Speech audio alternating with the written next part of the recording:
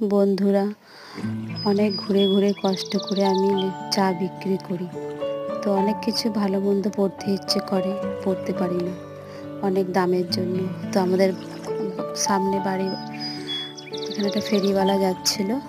তো আমার এরকম পাটিওয়ালা প্যান্ট পরতে লাগে। তো দুটো প্যান্ট নিয়েছি, একটা পিঙ্ক কালারে আর একটা ওই হালকা একদম সবুজ কালারে, সবুজ না ওটা। আর একটা কুর্তি নিয়েছি ভীষণ, এগুলো 100 টাকা করে দাম নিয়েছে। আর দুটো ওড়না নিয়েছি হলুদ রঙের আর একটা সাদা রঙের। তো এটা নাইটি ফাইটি চুড়িদারের সাথে পরলে ভাল লাগবে, সামনে গরম আসছে। তো 500 টাকায় আমি 5টা জিনিস নিয়েছি, দুটো প্যান্ট, দুটো ওড়না, একটা কুর্তি। দোকানে গেলে তো অনেক দাম হতো, তো দেখলাম বাজেটের মধ্যে হয়ে গেল।